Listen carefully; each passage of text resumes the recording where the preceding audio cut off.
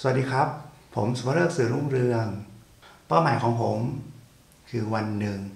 คนที่ผมรักจะมีสุขภาพที่ดีมีความพึงพอใจในชีวิตอย่างสูงสุดซึ่งมันมีความน่าแปลกมากที่วันนี้ผมได้อ่านวิสัยทัศน์ขององค์กรชั้นนำแห่งหนึ่งที่มีความคล้ายคลึงกับความฝันของผมนั้นมันคงดีไม่น้อยนะครับถ้าผมจะได้เป็นส่วนหนึ่งที่จะเป็นคนขับเคลื่อนให้องค์กรชั้นนำนั้นไปสู่วิสัยทัศน์ที่ยิ่งใหญ่และ 100% คือคำมั่นสัญญาสำหรับ The Best Job in Thailand ขอบคุณสำหรับการติดตามครับพบกันนะครับ